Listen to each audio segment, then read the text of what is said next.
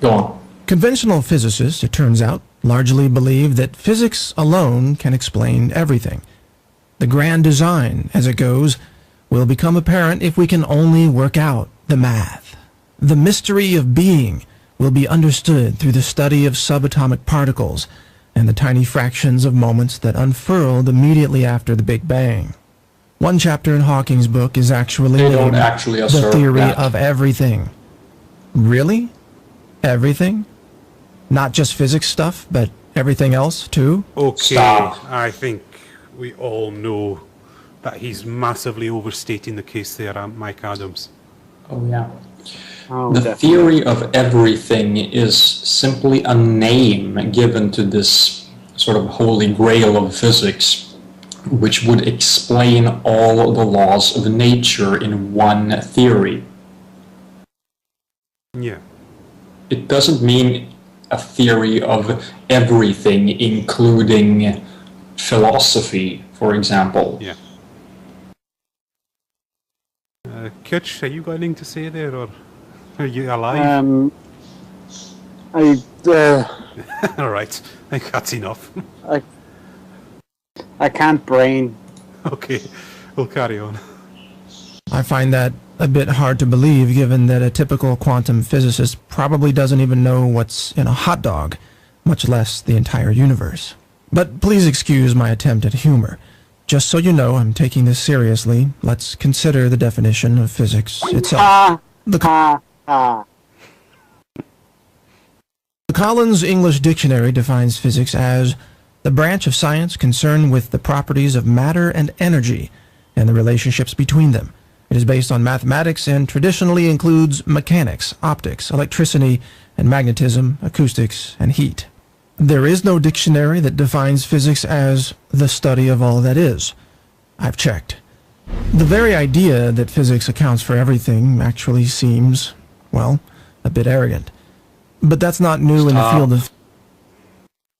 Yeah, I think we've already covered this, but physics... No one is saying that it explains everything. It explains everything in the now. Okay, Marty, you're breaking up a little bit there. But I can complete it. The natural physics- world has all the answers about the natural world. All the answers that we know of. Yeah. And those we don't know of, well, either we will never know them, or this study will lead to us finding them. physics either. Top physicists have a long history of thinking they had it all figured out. There is nothing new to be discovered in physics now, uttered Lord Kelvin in 1894. He continued, all that remains is more and more precise measurement. The God particle isn't a particle. Stephen Hawking is a brilliant man in his field and probably a very sincere and well-meaning human. Yeah, that was completely random, that statement there, wasn't it? God, Yeah, that kind of came out of left field. First of all, if he's talking about the Higgs boson, yes, it is a particle, in the same sense that any quantum particle is. Yeah. Okay, let's It just comes, Human being on top right of it. out of left field. That, but as brilliant as he may be in the world of physics, he has misunderstood the boundaries of one particular approach to the search for truth. To say philosophy is dead is to disavow the big questions philosophy seeks to answer, questions that cannot be asked through the study of physics alone. What? Well, no shit. That's all I've got to say there. You know, there's questions physics can't answer, and there's questions philosophy can't answer. This isn't really a revelation as such. What is consciousness? Is there a God?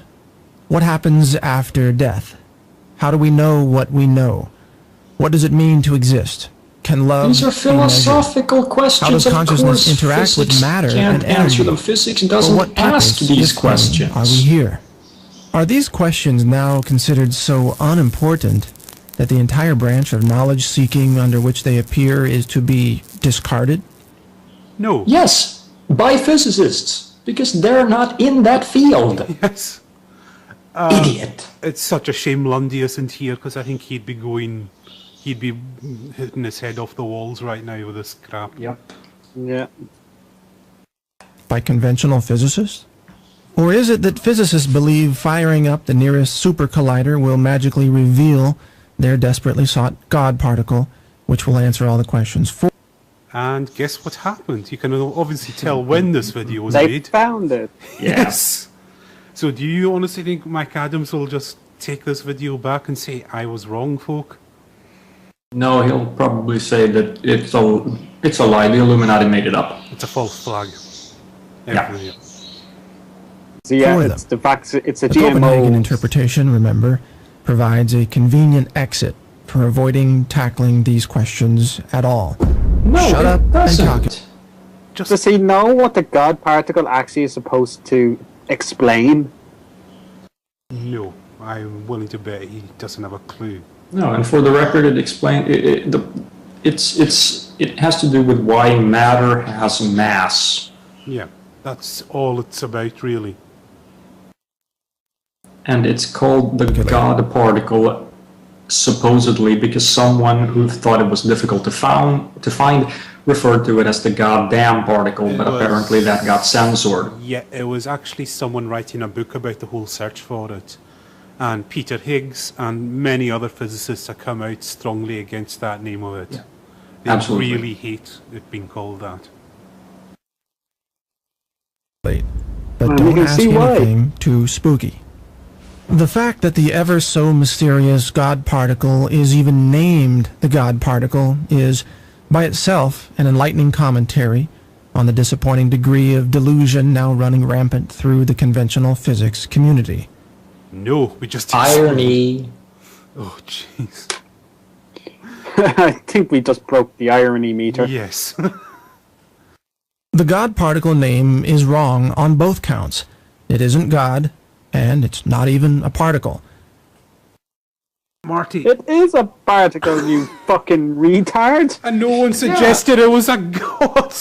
Oh, for It's just a nickname for what was at the time a hypothetical particle. yeah. We've found it.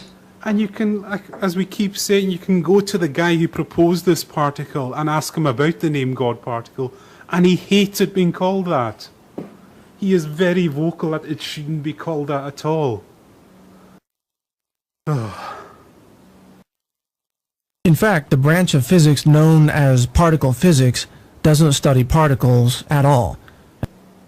Marty. Actually, yeah, that's why it's called particle physics, you dumb shit. This is just getting unreal, this. Is he actually trying to say that because we have learned that particles aren't tiny little balls or something, but that they have wave-like properties, then therefore they're not particles? I think so. Heck, even C60 could be given a wavelength. Ah! Titch, shut the... Look, it's this simple. We see this phenomenon in nature. We label it particles, okay? Then we study it further, and we discover that, hey, these things were different than we initially thought. That doesn't change the label we put on it.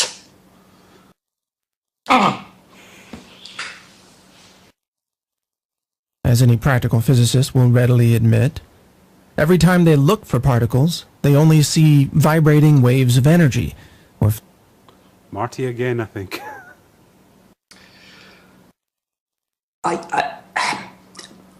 I'm looking for something to hang myself with.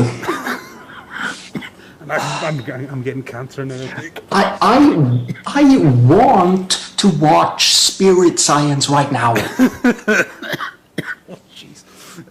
Kitch, please say something. Myself and Marty are dying here. I've got a bottle of rum beside me.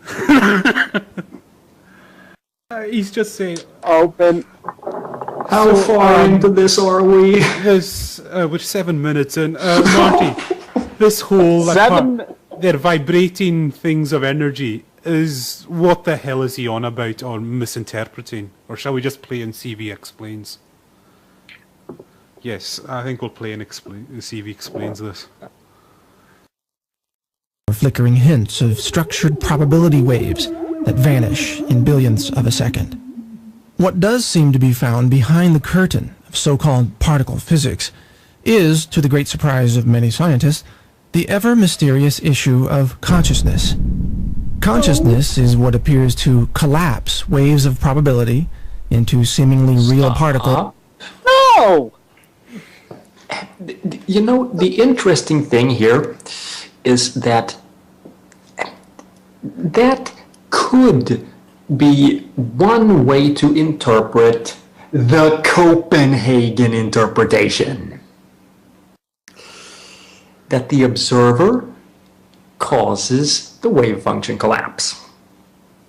And that it needs to be a conscious observer. All you have to do is add that.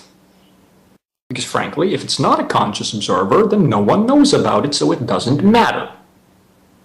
So that is a valid way to interpret, well, a valid interpretation of an interpretation. Mm-hmm. But that's all it is. And guess what? You just said that it was wrong. In our seemingly real world. Without consciousness, the observer, there's nothing to translate the apparent laws of physics into observable, testable events in the first place. And at a deeper level, there is exciting evidence now emerging which hints that consciousness is physics, in a way similar to E equals mc squared, which of course explains that energy is matter, just in a different form. Wait, what does he mean consciousness is physics? Yeah. Is he going Matrix? He's going Deepak. That's where he's going. Yeah, that's Deepak-ese. And by the way, energy, did he say that energy is matter? Actually, I would say it's the other way around, but E equals mc square is called an energy matter equivalence. Yeah. It's not that energy and matter are the same thing. They are equivalent. They're related to each other through the constant, the speed of light squared. Mm-hmm. And yes, Gothic Master, I also love Einstein. Let's carry on. What is increasingly clear in all this is that physics cannot be fully explained without taking consciousness into consideration.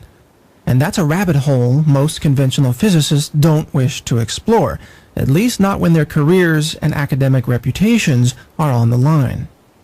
Yeah. Why would they? Of course their careers are going to be on the line if they chase that stuff. Oh. And the reason their careers will be on the line if they go there is that this has actually been studied. Nothing significant has been found. The entire field of parapsychology has had 150 years, and it has produced exactly nothing. Mm-hmm. Okay.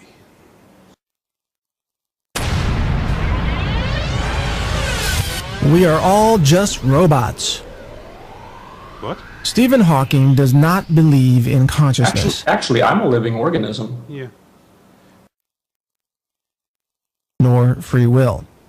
He quite literally believes we are all just deterministic robot machines who behave as if we were biological puppets driven by predictable and mechanistic biochemical impulses. Here's what he says. Though we feel that we can choose what we do, our understanding of the molecular basis of biology shows that biological processes are governed by the laws of physics and chemistry, and therefore are as determined as the orbits of the planets. Recent experiments in neuroscience support the view that it is our physical brain, following the known laws of science, that determines our actions, and not some agency that exists outside those laws. Correct. And there you have it. Hawking stating that he utterly denies the existence of the mind or consciousness. No, that is not what I get from that quote at all. What? In any way. That is... You have to have such an incredibly creative interpretation of that. Yeah, you have to make shit Basically up. just jumped the shark. What he said is perfectly compatible with what's it called? Is it called compatibilism? That you accept determinism, but you still accept free will as well within the confines of it. Personally, I don't, but I think free will is a useless concept. But we're talking about philosophy, and Stephen Hawking is a physicist. I'm gonna kill this guy. No, not literally, but no. I You need to get some booze, Marty. Or a connection with spirit, or anything other than the deterministic clockwork of biochemical determinism that he calls our brain. Hawking is not alone in this bizarre belief. Of course, the vast majority of conventional scientists and physicists also believe that human beings are mere biochemical robots with no souls, no consciousness, and no free will. Francis Crick, the co-discoverer of DNA, said that awareness was nothing more than a feeling generated in the brain. Kitsch. And he was not a neuroscientist nor a philosopher, so who cares? Yeah, Kitsch, you've got a bit of knowledge about Francis Crick, do you? Exactly. Kitsch? Are you there, Kitsch? Oh, sorry, yes you are. I don't know too much about Francis Crick, but I know a little bit about Watson. Yeah. Okay, anyway, basically, like, Francis Crick has got no... Even if Crick did hold that belief, he's probably right. He's, as Madam said, he's wrong. Yeah. He knows a lot about biochem and DNA and all that, but he'll be plain wrong on a lot of other things. Hello? Yes, Kitsch, I don't think you can hear us I either. think sometimes Skype's crashed again. I think there's a delay. There's a delay, Kitsch. Can you please hang up and rejoin us when you get that message? We'll carry on. He says, you, your joys and sorrows, your memories and your ambitions, your sense of personal identity and free will, are in fact no more than the behavior of a vast assembly of nerve cells and their associated molecules. He wrote that in his book, The Astonishing Hypothesis. Stop. But if I would just like to say that, first of all, I never thought I would use this to refer to what a scientist has said, but Captain Kirk says, what does God need with a starship? Yeah. It's how do you interpret that to saying we're robots? It's... And what's the relevance? What does this have to do with the subject at hand? Yeah, and I'll just take this minute to say, if there's anyone in the audience that wants to know more about this whole robots and intelligence thing, listen to last week's show. We had a guest who explains all this really well. It's a... Hello? I'm about to... Hello, Kitsch, can you hear us okay now? No, you can't. He's gone again. So, Kitsch is on an Xbox One, by the way, which might explain all the problems we're having with him. But yeah, Well, like I say, go listen to Russell Blackford. He covers all this stuff really, really well. I was going to say I wish he was here, but I honestly don't want to inflict this on him. He's too nice a guy. no, you just inflict Hawking this and on Crick me. and most other conventional scientists believe that they themselves are biochemical robots with no souls and no free will, then who do they believe wrote their books? What? Does not follow. That, do you know non sequitur? Hang on, is he? Okay, I'm trying to dial the IQ down here so I can understand him. Did he actually say that if free will doesn't exist, then the guy who wrote the book didn't write the book? Yeah. Well, that's just silly. That's beyond. I never thought of it. I never thought, even with all I've read on Mike Adams, that I would say even Ray Comfort wouldn't say anything as stupid as that. That is saying something now. I mean, if I write a book, then I wrote that book. It's that simple. Yeah. Now, if free will exists or not is completely separate from whether I wrote the book or not. Yeah. That's like saying... And for the record, I never got this far into this. Yeah, and that's like saying if we don't believe in free will, who is doing this show right now? If we don't believe in free will, who is in the chat room? That is essentially what he's on about. Yeah. It's... Was Hawking's grand design book merely a spontaneous regurgitation of neurological ricochets cascading through his head without any intention behind them? That was me facepalming, by the way. Yep. And your birds have gone silent now as well, I hear, so even there. I think we're inflicting pain on Marty's poor dinosaurs with this. And if so, then the book must, by definition, be a mindless account of physics. Or more precisely, in writing that human beings are biochemical robots, Hawking hasn't merely lost his mind, he never believed he had one to begin with.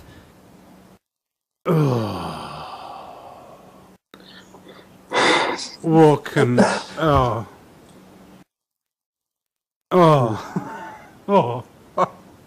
Is there anything you can say to that? I have no words. This... What did I miss? You lucky bastard. This is good. It's like I say, Kitch, what we're hearing right now, I can honestly say Ray Comfort wouldn't go to this level. He would not make Jordan wouldn't. I mean, oh, Jesus. I can't... Basically, It's official. Yeah, Kitch, This guy is worse than Jordan. and Ray, What? Ray Comfort and Kent Hovind. None of them would make an argument as dumb as what he's just made. Basically, Kitch, And how long do we have left his argument is... in the video? Sorry? Sorry, go on. His argument is basically that if free will doesn't exist, like for Stephen Hawking, if he doesn't believe in free will, then who wrote Stephen Hawking's book? And how long do we have left? I don't know. Too long. No matter how. We have- 45 minutes or something like that, right? Oh no, we're not. That's a whole video. We're not. Yeah. We don't have that left. And how long do we have left? And how long are we in? I'll let you know after I play the next clip. Go on. Conventional physicists, it turns out, largely believe that physics alone can explain everything. The grand design, as it goes, will become apparent if we can only work out the math. The mystery of being will be understood through the study of subatomic particles and the tiny fractions of moments that unfurled immediately after the Big Bang. One chapter in Hawking's book is actually They don't named actually The assert Theory that. of Everything. Really? Everything? Not just physics stuff, but everything else, too? Okay. Stop. I think we all know that he's massively overstating the case there, Mike Adams. Oh, yeah. Oh, The definitely. theory of everything. Much less the entire universe. But please excuse my attempt at humor. Just so you know, I'm taking this seriously. Let's consider the definition of physics itself. The Collins English Dictionary defines physics as the branch of science concerned with the properties of matter and energy and the relationships between them. It is based on mathematics and traditionally includes mechanics, optics, electricity, and magnetism, acoustics, and heat. There is no dictionary that defines physics as the study of all that is. I've checked. The very idea that physics accounts for everything actually seems, well, a bit arrogant. But that's not new in the field of... Yeah. uttered Lord Kelvin in 1894. He continued, all that remains is more and more precise measurement. The God particle isn't a particle. Stephen Hawking is a brilliant man in his field and probably a very sincere and well-meaning human. Yeah, that was completely random, that statement there, wasn't it? God. Yeah, that kind of came out of left field. First of all, If he's talking about the Higgs boson, yes, it is a particle, in the same sense that any quantum particle is. Yeah. Okay, let's It go. just comes, Human being on top right of it. out of left field. Oh, Yeah. I think we've already No one's- covered this, but physics. no one is saying that it explains everything. It explains everything in the Okay, Marty, you're breaking up a little bit there. But I can complete it. the natural It's physics. world has all the answers about the natural world. All the answers that we know of. Yeah. And those we don't know of, well, either we will never know them, or this study will lead to us finding them. Physics either.